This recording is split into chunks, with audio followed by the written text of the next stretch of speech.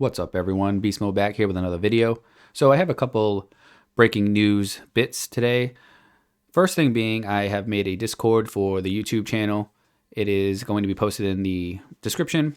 I'm not very good with the whole Discord YouTube thing, as you guys can tell. I've been kind of working my way through this as the weeks have gone by. So I think it's good to have the community all together and discussing competitive Yu-Gi-Oh!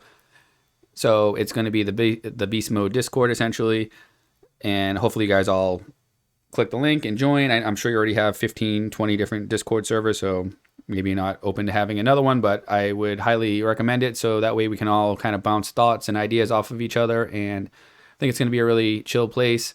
Also, I'm looking for respectful people to moderate the chat. I'm hoping that everyone can just behave in the chat and act like, decent humans and not be crazy and say hurtful things. So hopefully everybody's kind of behaves and is mature. So, but I still need some moderators. So I'm open to whoever would, be willing to do that and not abuse power, right? So that's number one. So Discord server for the YouTube channel. Number two, so I had a thought. My first stream was last Friday. Had about 25 players or people viewing. I sat back and kind of played with everybody and, answer questions. So I kind of thought maybe we can start the Beast Mode stream tournament series is what we're going to call it, I guess. It's not going to be anything huge, but I think maybe every time I stream, it's probably going to be Friday nights, hopefully, as long as, I don't get sick or something happens. Every Friday night, roughly 8 p.m. start time, Eastern, we will start a tournament. Essentially, I haven't decided how many players, either 8 or 16. It's going to be single elimination. I don't want to be streaming all night long, and nobody wants to play cards for 8 hours on end. But hopefully, if it's eight players, that would probably finish quicker. But I want more people to be able to play. Depends on how many people really show up. But hopefully, starting some type of stream series. It's going to be free entrance. No, not going to cost to play anything. We're just going to hang out. We're going to have a good time.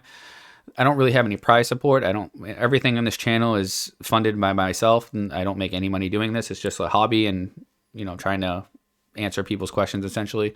So I don't have anything for prize support. If people want to donate, that's fine. My thought is that we run either an 8 or a 16 person tournament. The winner of the tournament will then play at the end of if we do 8 person tournaments, then it'll be 8 weeks. If it's 16 person tournaments, then it'll be 16 weeks. The 16 winners will all play in a tournament, and then maybe we'll be able to have like a winners tournament special or something at the end. So that's kind of the thought. I definitely will be, I'll have a couple people on stream. We can commentate the games, watch the games. Hopefully we have some high level play. I'm not likely going to play in them.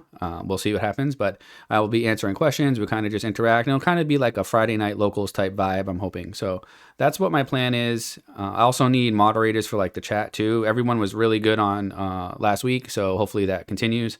So those are the two breaking news updates, and what I want to get into today is my round 8 match, which was against Samo Pustino, I believe. I'm sorry if I butchered the name, but so this is round 8. I lost round 1. I run 6 rounds in a row, and this was for pretty much like a guaranteed bye. I think there were 5 7-1s at the end of this, so one person didn't make it, didn't get the guaranteed invite, but I had pretty good tiebreakers as I won so much in a row, so I'm not sure. So anyway, the reason why I want to go over this game has really been eating me up because it's just like been bothering me a bit the way I played so poorly this match. It was like the worst time in the tournament to play like this. And I think it's great that we can review the match and really talk it out, and it'll help me feel a little bit better too. But I just want to share with everyone that even, some of the quote unquote best players of the game misplay, and a lot of people will never acknowledge that or even, share it. But I think one thing I've been very real with is transparency, and I've showed many matches where I don't play well, and I really point out the flaws, because it's easy to sit here and post 100 games where I win every one because, like I said, my dueling book record is probably like 70-80%. I played a deck on stream that was thrown together 5 times and barely lost a game with it. So, but I think people learn more from watching players actually make mistakes and learn from that. So I definitely should have won this match 2-0, but I did not, and we'll see why. So let's get into it now.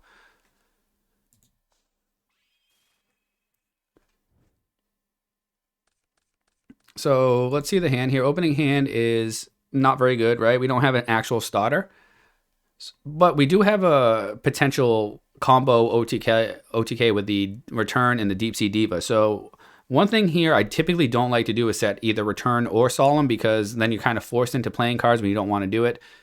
It would be far better if I had like a Tragodia or a Gores. I just don't have anything here. So I do think in the tournament I set the Solemn just because I thought to myself, if I draw a Dark that I don't care to have, I can allure it away and then hopefully hit a starter. If I draw maybe a Goblin Zombie or something, I can kind of play, maybe this hand will play out with the Deep Sea Diva and the Return. So I do believe I do set the Solemn. So I do know that he's on Black Wings. He plays Black Wings pretty well. I think he's topped other tournaments. I'm not sure if it's a hybrid or not at this point, but I just know that he's playing Blackwing. So at this point, I'm reading Icarus Attack. So we do draw a Goblin Zombie. So the reason why we just set it here is because if it's not an Icarus Attack, the deck, I know the Blackwing deck that Hydropump played had 3 D prisons. So attacking the turtle, the Goblin Zombie into a D prison, sure, it would make the return live, but now you're kind of like, if this thing gets Icarus in the back row, if he just summons a monster, then, you know, next turn double Icarus and hits Solomon in return, that's going to be brutal. So I just set the turtle here. I'm sorry, the Goblin Zombie here. It's pretty safe, aside from Achaeus, but if he's on Blackwing, he's not playing that. So he rams into it, which we're okay with this. Of course, we hit a Dark. You know, Bora is not that great. We are going to attack. See if, at this point, I'm seeing if he's just going to Icarus, and he doesn't, and we mill another Dark. So now he's on 3 Darks for Dark Arm. I really wish this card just didn't mill. It hurts you more often than not. So he summons Sirocco here, and he does actually have the Icarus Attack. So he doesn't do it last turn. I'm not sure. I think maybe he just wanted to draw into another card, see what he drew. And now he Icarus Attacks. So that was kind of confusing to me because like he let me attack, or he didn't even Icarus in the end phase. I'm not sure. Maybe he drew a new card that he wanted. Let's see what his hand looks like. Yeah, he has another Icarus Attack too, so maybe that's why. So the reason why we search Mizuki here is because I'm thinking to myself that if he summons any level 4 Blackwing, because I see Bora, so I know that he's probably on some type of, it seems more pure Blackwing than anything at this point. If he summons Shura, if he summons Bora, anything like that, I can just drop Trag and then take it with Mizuki. So that's why I take the Mizuki here. Could make the argument to taking the Goblin Zombie as well, and then I could Foolish Mizuki, and then I could have Diva played. That's also an option too, but that would require me to, again, get Tragodia on the board and then pitch the Goblin Zombie to take a guy. But I feel better with Mizuki because I already have Goblin Zombie in the graveyard. Never mind, I'm talking out. So no, we're going to search Mizuki here. You don't want a Foolish Goblin Zombie. All right, so far everything's working out like we thought, right? We dropped Tragodia. He actually has a level 4. We can take it with Mizuki here. He sets 1 back row. So this is where things go downhill really quick because I stopped playing like a buffoon. So we draw Illblood, which is like the best target for Allure all the time, which we just throw it away. We draw MST here. So the right play to do here is discard Mizuki like we wanted to do, take the Bora, switch the Trag to attack, and then he's forced to Icarus here. That's the right play. What am I doing? I have no idea because I'm thinking to myself, does he have another Icarus Attack? Like what's the odds that he would have 2 Icarus Attack the first 10 cards? I'm not sure what the mathematic chances are. I'm sure it's not all that high. So I MST here because I'm thinking maybe possible D prison. I don't want to lose the Trag. And it's obviously Icarus. So he chains and then we lose both. So now we're forced to do the kind of subpar play here, which is just Mind Control Diva. It's not the end of the world. Still not the worst, but would have been better if we could have taken and got the Mizuki in the graveyard. Because if Mizuki's in the graveyard here, we would then pitch for Goblin Zombie or remove for Goblin Zombie, and then we'd have a Diva play.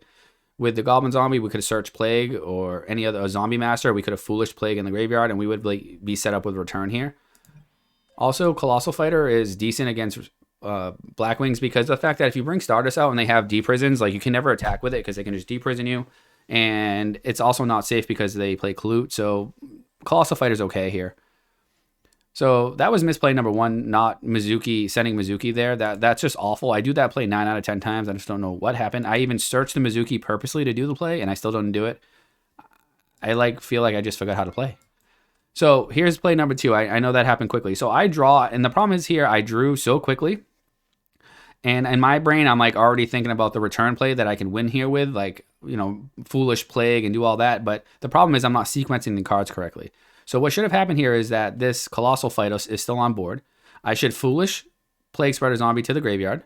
I can stack the Tomato or Mizuki, it doesn't really matter. I would stack Tomato to the top of the deck, special summon Plague Spreader Zombie here, so I should have Colossal and Plague.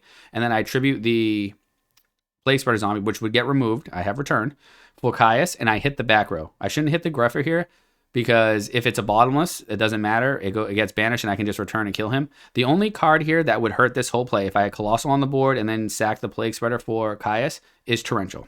So I'm not sure if I was worried about Torrential at that time. I don't remember what was going through my mind, and I just sacked the Caius. Sorry, the Colossal for the Caius. But this is wrong. This is not the right play. I would win the game if I literally just summoned Caius over Plague Spreader Zombie. I hit the back row, which is bottomless, which he's going to chain now. So let's see this happening here in real time. So he chains bottomless. So if I should still have Colossal on board here, and Plague and Caius are removed, I flip return, and I win the game. He's at 4650. So Illblood comes back, Caius comes back, Plague Spreader comes back, I have Colossal. I can just chain with synchro with the Illblood and the Plague Spreader Zombie, make a Dark End. It doesn't really matter. It's all game there, and I don't do that. So now I'm like main phase 1, but I've already sequenced this play wrong. So now I'm like removing for Plague. I just didn't calculate everything right, and see how bad this turned into. This is just awful, right? So the play, so I missed game. So I should have won the game already. But this play here is not the worst. It's not the best play, right? The best play was win the game, but the only thing that outs this is Blizzard. Okay, so he would have to have a Blizzard in his hand, which he doesn't, or draw a Blizzard to out this board, and because I'm still in a decent position. Okay, it's not the best position because I should have won the game, but there's only one card that can out this is Blizzard. Dark Arm is not live. 1, 2, 3, 4. No, he'd have too many darks. So there's really Brain Control possibly. But Blizzard seems to be the answer, and he actually draws Blizzard. So, there's 3 of them in the deck. That's why the deck is so good. It's a 1-card synchro, and now I just lose the game because of the foolishness that I did, which still bothers me today. I know I should have won the game. It was right there on the board, and right after I made the play and realized that the return wasn't going to work the way I did, I realized I lost. See, I even say it in chat, I messed up. So I don't know. I overthought it. I was maybe nervous, even though I've been in this position many times. I don't know why, the pressure shouldn't really be bothering me that much, but I overthought the play. I missed the line, and it cost me the game. So I just want people to see that doesn't matter who you are. You're always going to make mistakes. And, it was a long tournament, sure, but that can't be used as an excuse. You got to play. You play to win every round. So we're going to go to game 2 now. I get to go first again. And I'm already kind of like in a bad spot, like mind-wise. Like I'm already kind of like, I'm tilted essentially. I'm like, I missed game. I should have won the game. I should be up 1-0 right now. Because when you're up 1-0, that puts a lot of pressure on your opponent. So I get to go first. We open a Spirit Reaper. We open a Pyramid Turtle and a Mirror Force. So this is the best set. You don't have to set the Mirror Force here. I consider setting a Heavy Storm, but I'm worried about like Shura. Because it's obvious that he's playing like some type of hybrid, right? Because last game he had Blizzard, he had Boras, he had Greffer, so it was kind of confusing.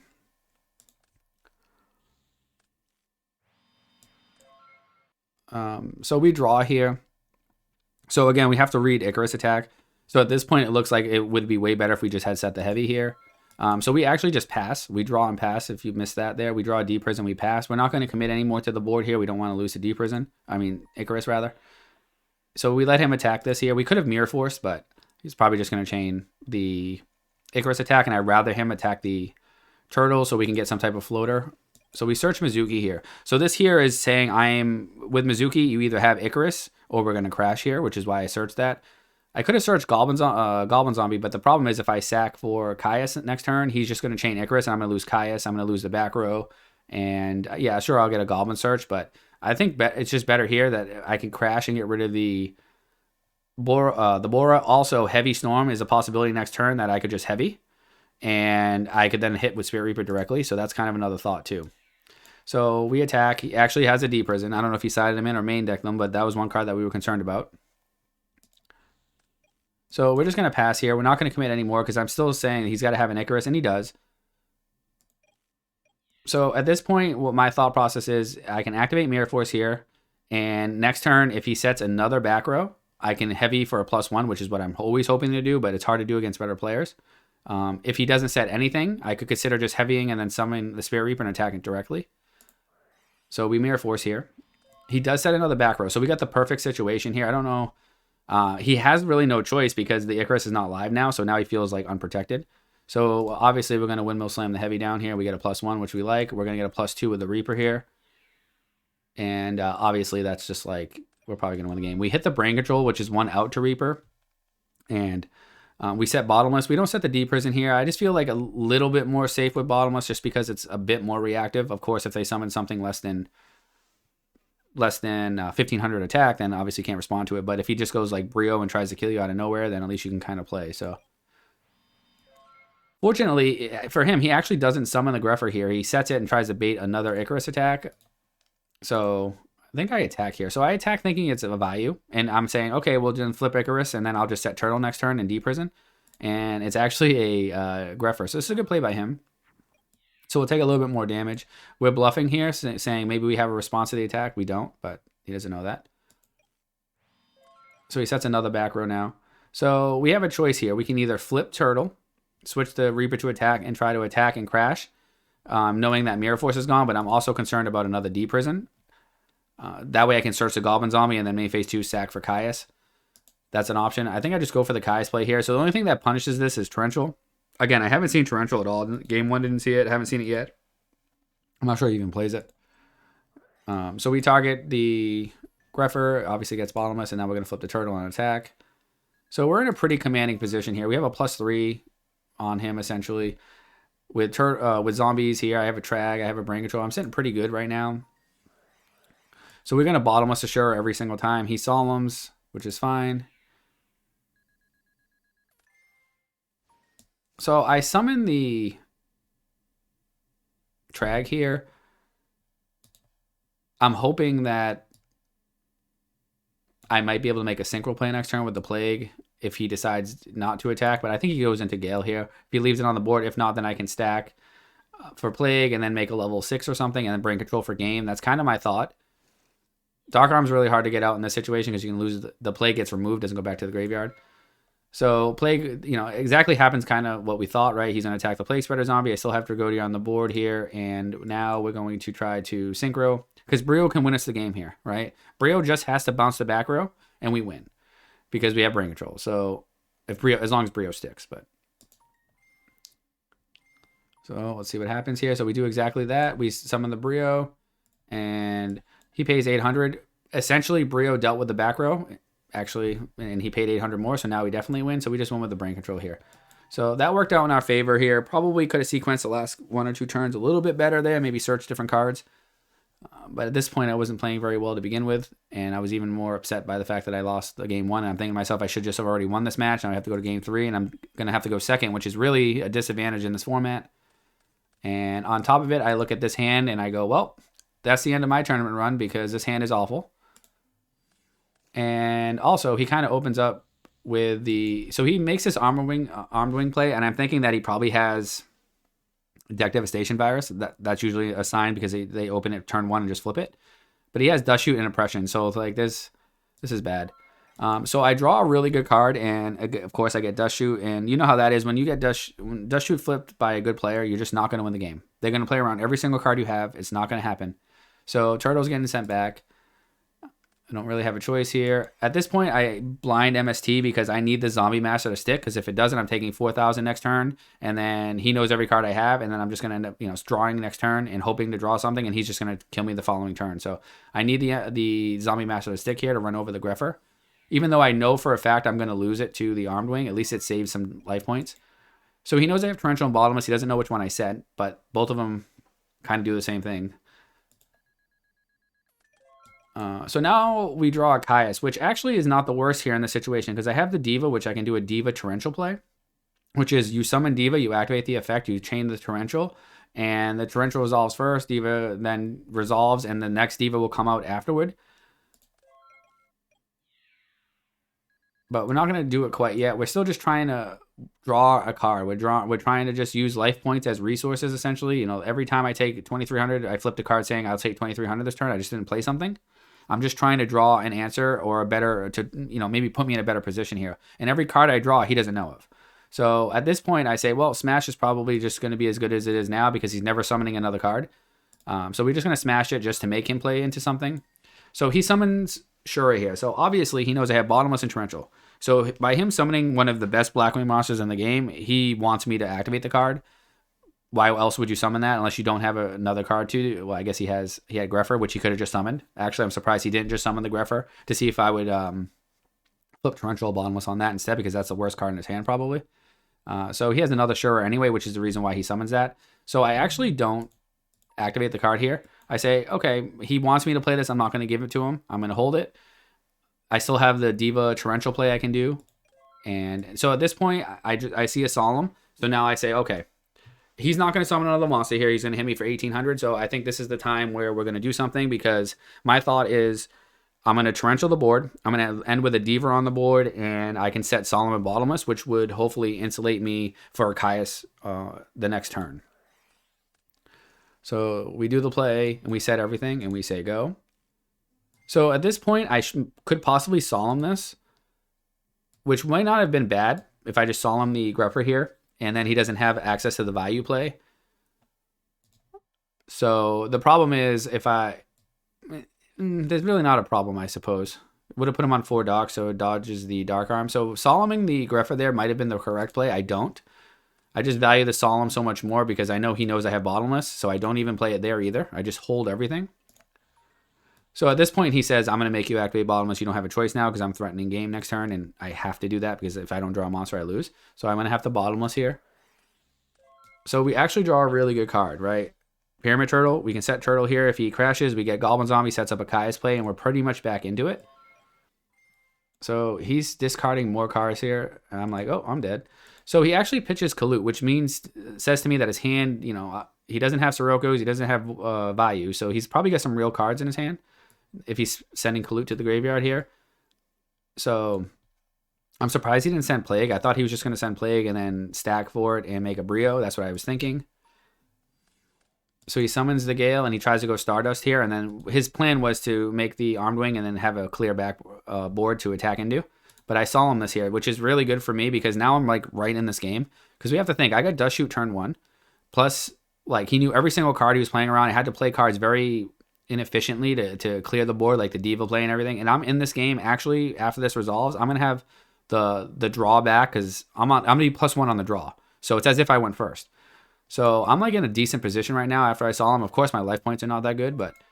So I'm actually I'm like thinking to myself, like, there's a shot I actually can win this game right now. I'm looking at his graveyard. He has just the value, so I have a Book of Life play right now. I'm just really low. That's the problem. That any like monster with Blackwing over Pyramid Turtle would just win, essentially in attack position. So I think the play is here, I Book of Life because I don't want him to have access to any type of value play. And I attack directly with the Zombie Master here. So my thought is all he has to do is just set a monster next turn. Maybe he sets a value. Maybe he does, just don't have a Blizzard. That's pretty much it. He does not have a Blizzard because Blizzard is the only thing that outs this board right now. And he drew Blizzard. So he draws Blizzard again and slams it down. And that's why this deck is so good, right? It's a 1-card win, like all the time. I lost game 1 to a Blizzard and I lost game 3. Of course, I should have won game 1. But so unfortunately, there's no way of playing around that card. That's the problem here. Like, I could do nothing. Even if I don't do anything that turn, if I just pass, I lose. So there was no way I could play around that card there. And he wins here because of the fact that everything's boosted up with the Kalut. So that was awful play by me this match. It was the worst time to have it happen. And, he's a good player. He's tops events with Blackwings. Can't say anything bad about that. It's just, obviously, I show you that there was no doubt I had game. I just had to play the line correctly, and I didn't do it, so I deserved to lose. I wasn't the better player that day. So I still made the top 12 cut. I just did not make it into top 8, so I didn't get an invite. So now I have to play at the next event to get an invite, but I pretty much play all the big events anyway. So I want to summarize the video one real quick. We have a Discord server that's live. It's in the description. I hope everybody joins. We can talk some Yu-Gi-Oh there, and we're going to try to start the Friday night stream, Beast Mode stream series, the tournament series, and see how that goes because we had a lot of people show up. And I'll talk more about it on stream on Friday. So please check it out. It should be between 7:30 and 8 we start Eastern time. And please like, comment, subscribe, and I'll see you all in the next one.